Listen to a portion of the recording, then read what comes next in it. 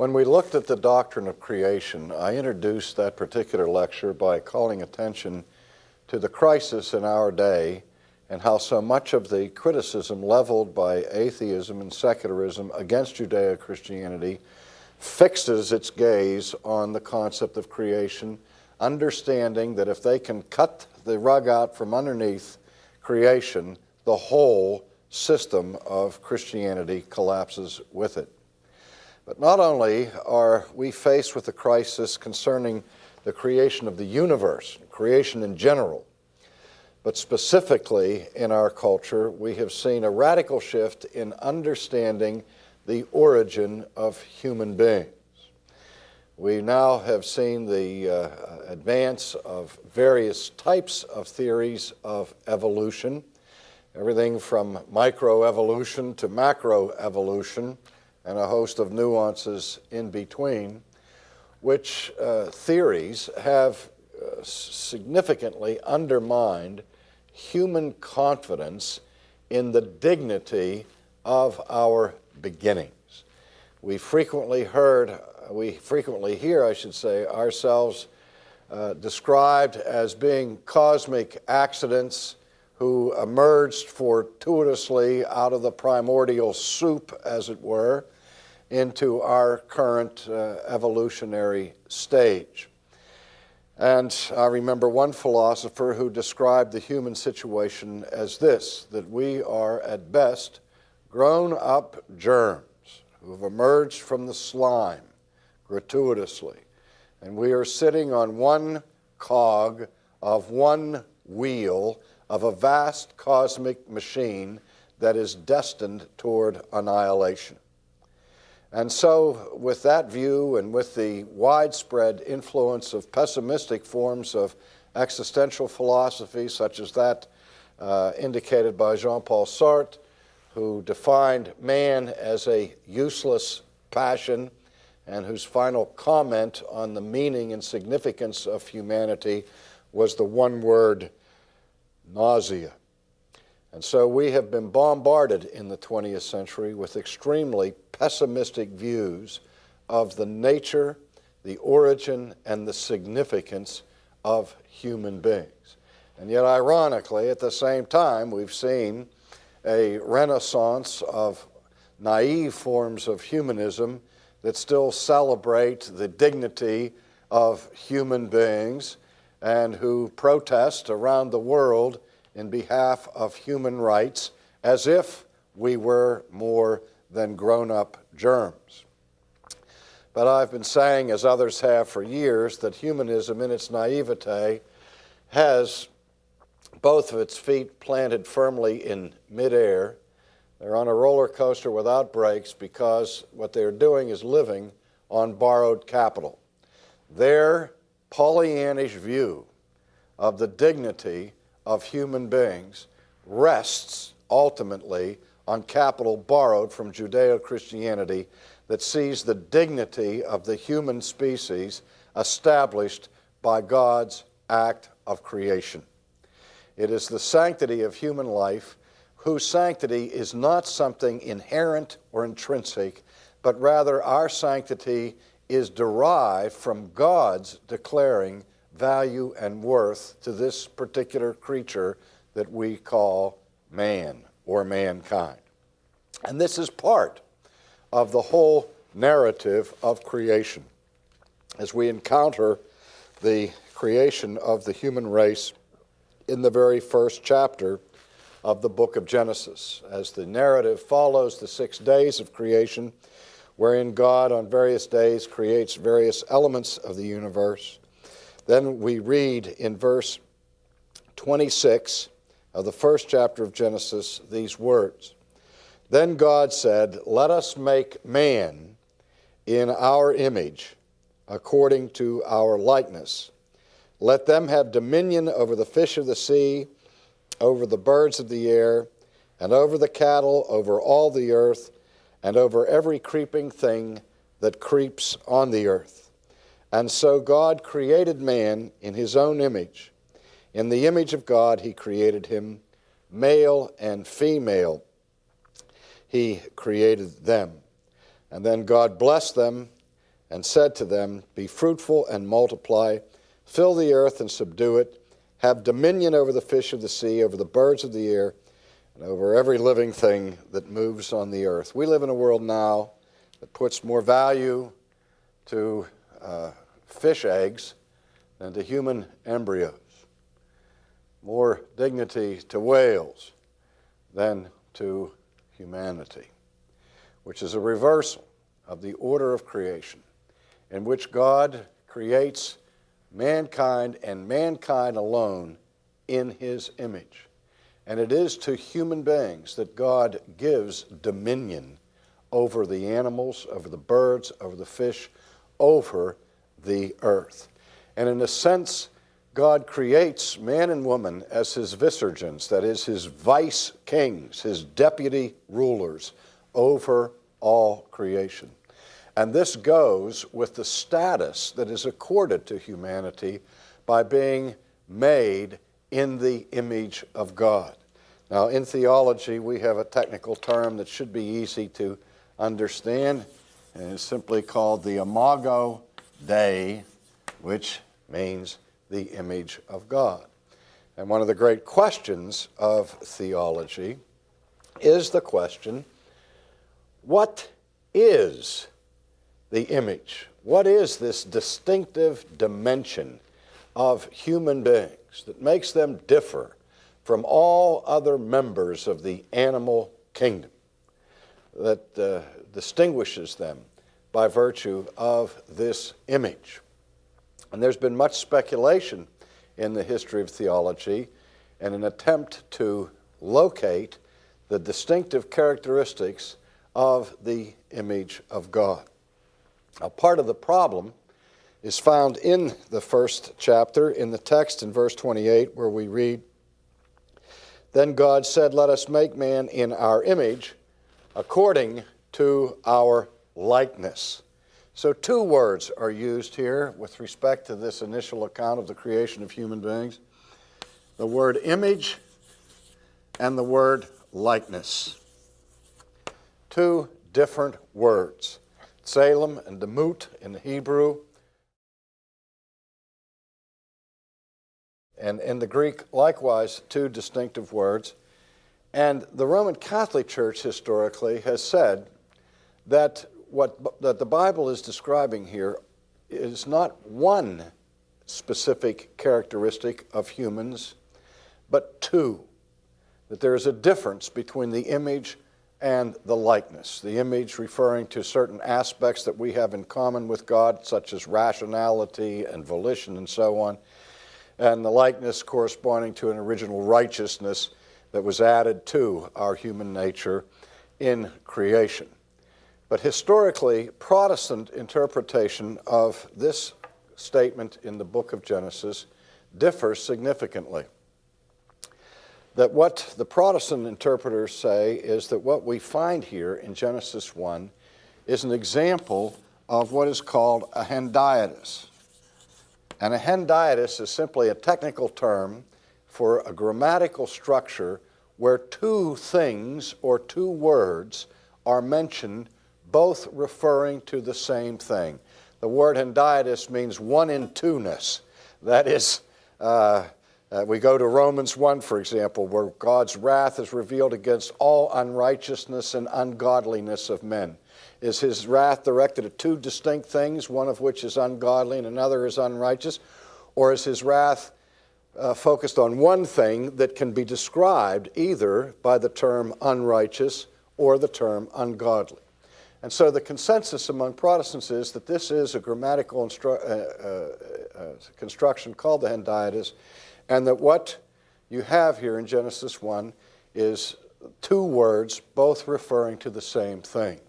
That whatever is our image, whatever the sense in which we are the image of God, is the same sense in which we are in his likeness, and vice versa. So we look not for two distinct things, but one particular thing. But again, we're still left with the question, what is it that constitutes being made in the image of God? Again, medieval theologians introduced an idea that in the 20th century has come under sharp attack, principally by neo-Orthodox theologians, and in that case, chiefly by Karl Barth. And that is the idea of what is called the analogia entis. The analogia entis, which, being translated, means the analogy of being. That even though the Scriptures make it very clear that there is a wide gap between the nature of God and the nature of any creature, and a huge abyss that separates the nature of God from the nature of human beings, nevertheless, there is some way in which we are like God. Not that we are God, we're creatures, and there are massive ways in which we are unlike God.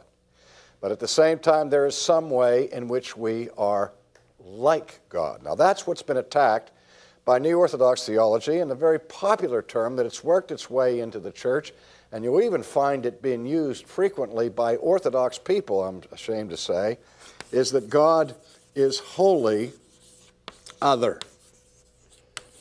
This is an effort to call attention to the majesty and the greatness of God and the sense in which He transcends us and is different from all creatures, in the zeal to protect His transcendence and build a barrier against confusing God with anything in the created realm and escape all forms of immanentism or pantheism. I use this phrase that God is wholly other. Now, if you take that literally, that would be fatal to Christianity.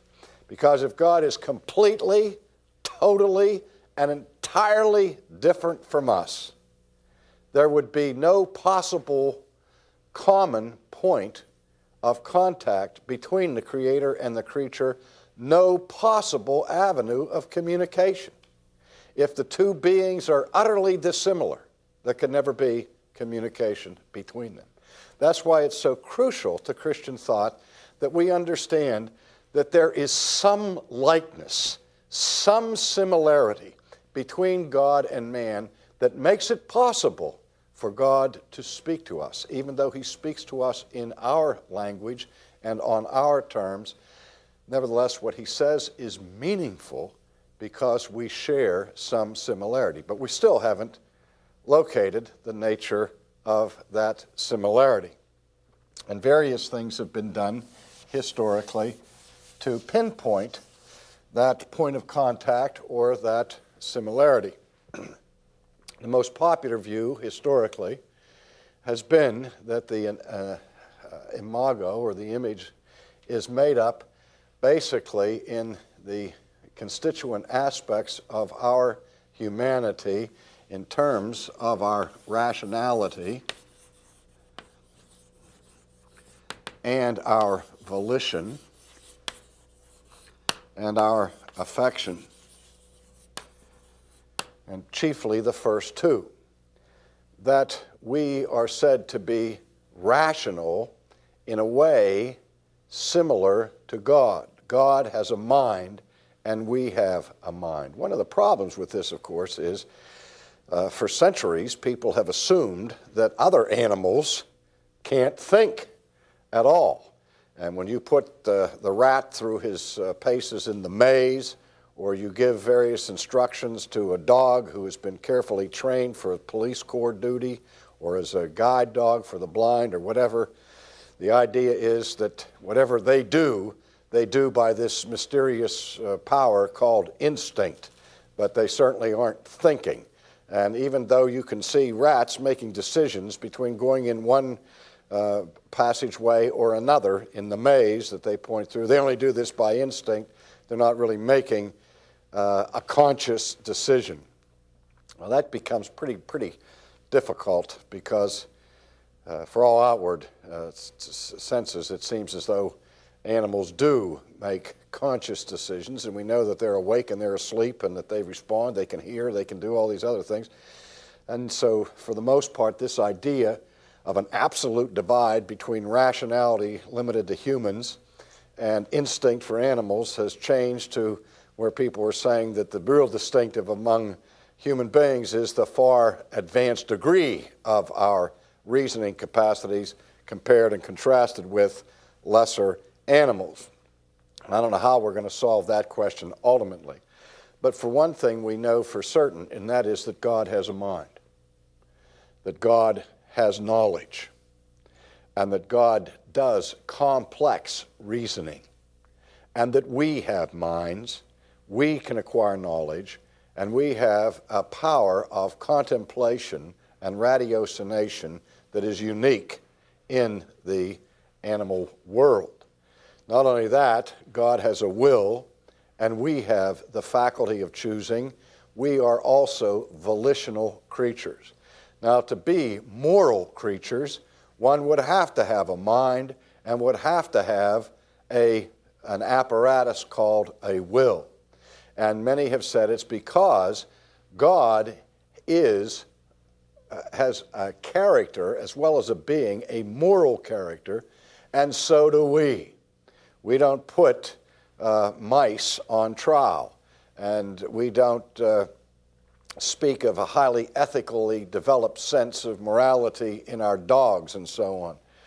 And yet we hold human beings accountable for the choices they make, for the decisions that they use, because they are moral agents.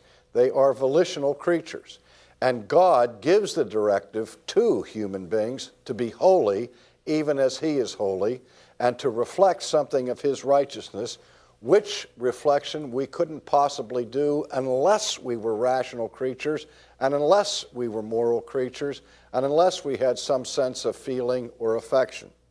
And so for the most part, as I say, the church has looked at these characteristics that we find in God and that we find also in a highly developed stage in human beings as being the very essence of the image. Again, Karl Barth challenged that, saying that in creation, man is not just made as man, but man is made male and female. Both the male and the female are created in the image of God, both image bearers of God. And the term, of course, in Genesis, the term here of man, is used generically, that man incorporates both male and female, and that all human beings participate in this status of being made in the image of God. Well, Barth says that because the male and femaleness is included in this, that he says that what the analogy here is not an analogy of being, but an analogy of relationship. He calls it the analogia relationis, the analogy of a relationship that just as God has interpersonal relationships within Himself, in the Godhead, so the uniqueness of us is that we have the ability to have interpersonal relationships among ourselves. Well, that's interesting, and it's certainly true that we do have the ability to have interpersonal relationships, but so do animals. And also, we're still left with the problem, if that's the only point of the analogy, one of the interpersonal relationships we wouldn't possibly be able to have would be to have one with God, because there would be no means to communicate with Him. But in any case, we see that of all the creatures in the world, there is a unique responsibility given to the human person, and with that responsibility is a corresponding ability. In fact, responsibility includes the idea of ability. And part of the uniqueness of the human race is the unique mission that we have received from God, to be His representatives to the rest of the creation and to mirror and reflect the very character of God. Now, one of the ways we learn that is by reasoning back to Genesis from the New Testament picture of Christ Himself, who is the last Adam, or the second Adam, to whom we see the perfect fulfillment of what it means to be in the image of God. As the author of Hebrews tells us, that He is the brightness of God's glory and the express image of His person. In Christ's perfect obedience, we see the fulfillment of the human mandate to mirror and to reflect the holiness and the righteousness of God. So I'm convinced that that what we find in the image, basically, is a unique ability in creation to mirror the character of God, so that the rest of the world should be able to look at humans and say, that gives us a message of what God is like. Unfortunately, when the world looks at us now, they don't see much of a message of what God is like, because now the whole creation is groaning and travail together, waiting for the redemption of people, because now the image is so marred and disturbed by the fall. And when we look at the question of the fall of the human race into sin, and look at the nature of sin, we will have to revisit this question of the image of God, because the question persists. Since the fall, do we still have the image of God? Or was that image not only marred, but was it obliterated by the fall so that we are no longer the image bearers of God? In quick terms, I will answer that by way of preview by saying that Orthodox Christianity insists that even though the image of God has been blurred and muddled and marred seriously by the fall, it has not been destroyed. And that even sinful human beings walking around in our world today are still creatures made in the image of God. And that leads to the necessity of distinguishing at some point between the image of God in the narrow sense and the image of God in the broader sense, or the image of God in the formal sense and the image of God in the material sense. Because even though we are fallen, we still can think.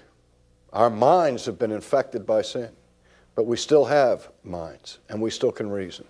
We reason fallaciously frequently, but we still have that ability.